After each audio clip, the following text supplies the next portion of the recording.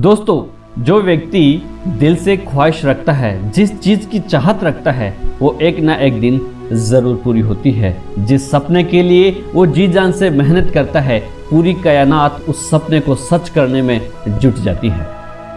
आज की ये छोटी सी मोटिवेशनल कहानी इस बात को पूर्ण रूप से साबित करती है। दोस्तों, एक रवि छोटी कंपनी में काम किया करता था। उसके पास योग्यता तो बहुत थी और सपना था कि वो एक बढ़िया एमएनसी कंपनी में काम करे, परंतु इस बेरोजगारी की भीड़ में वो एक अच्छी एमएनसी कंपनी तक पहुंच ही नहीं पा रहा था।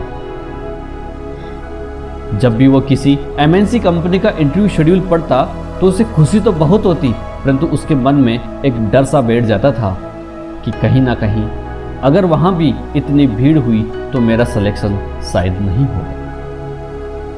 रवि का सपना तो मजबूत था, परंतु उसकी सोच में डर दिखाई देता था और वो डर था सिलेक्शन नहीं होने का। ऐसे करते करते काफी समय बीत चुका था।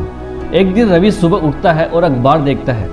अखबार में उस कंपनी का इंटरव्यू शेड्यूल छुपा था जिसका सपना वो पिछले 5 सालों से देख रहा था। रवि को बहुत खुशी होती है कि उसकी ड्रीम कंपनी का इंटरव्यू शेड्यूल अखबार में छपा है। इंटरव्यू किसी होटल में था।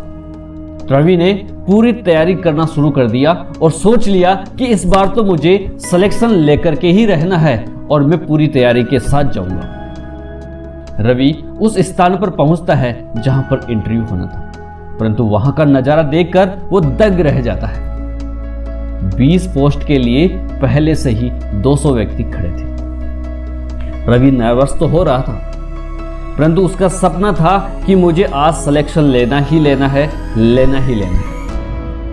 इंटरव्यू शुरू हो गया।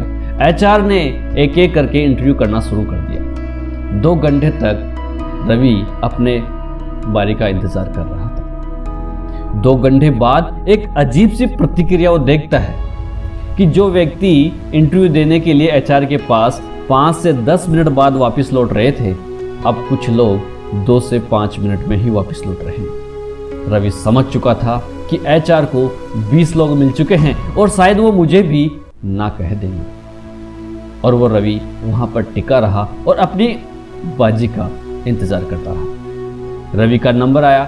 रवि जैसे ही एचआर के सामने बैठता है, एचआर उनसे पूछते हैं कि अपने बारे में बताइए। रवि अपनी बात को पूरी ताकत के साथ दिल से व्यक्त करता है और कहता है, सर, मेरा एक सपना है कि मैं इस एमएनसी कंपनी में काम करूं, और यह सपना मैं पिछले 5 सालों से देख रहा हूं, और इस कंपनी में आने के मौके मैंने हाथ से बहुत गंवा दिए। सर, मैं आपसे इतना वादा करता हूं कि आज का मेरा सिलेक्शन आपके सबसे सफल एम्प्लॉयज में से एक होगा।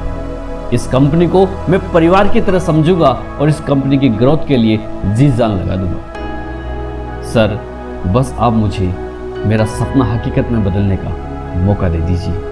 आपको मैं यकीन दिलाता हूं कि आपको मैं कभी नर्वस नहीं होने दूंगा, निराश नहीं होने दूंगा। रवि की बातों को एचआर बड़ी गहराई से सुन रही थी।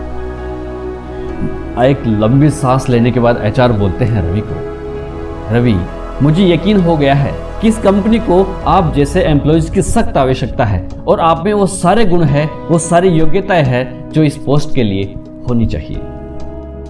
आप खुश हो जाइए, मैं आपको इस कंपनी में जरूर लेके आऊंगा, आपका सिलेक्शन जरूर हो जाएगा। दोस्तों, रवि ये सुनकर बहुत खुश होता है, क्योंकि वो अपनी पूरी ताकत को दिल से व्यक्त कर रहा था और अपने सपने को साकार होता हुआ देख रहा था। अब एचआर उसका सिलेक्शन कर देते हैं। दोस्तों, एचआर की इस बात को सुनकर रवि जीत चुका था। उसने अपने दिल से चाही हुई चीज आज वो प्राप्त करने जा रहा था। रवि बहुत खुश था। और दोस्तों, वो रवि उस कंपनी में 1 साल बाद सीईओ बना। दोस्तों, ये थी एक मोटिवेशनल कहानी। हम अपने आप को कितना भी नर्वस महसूस करें, कितना भी हमें कठिनाइयां सहनी पड़े, पर अपना जो सपना है उसे हकीकत में बदलने के लिए जी जान से सोचना चाहिए, जी जान से मेहनत करनी चाहिए।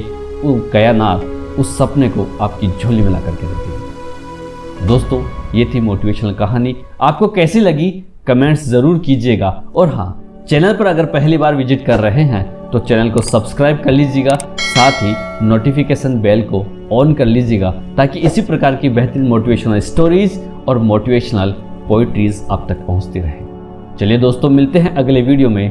तब तक के लिए जय हिंद, जय भारत।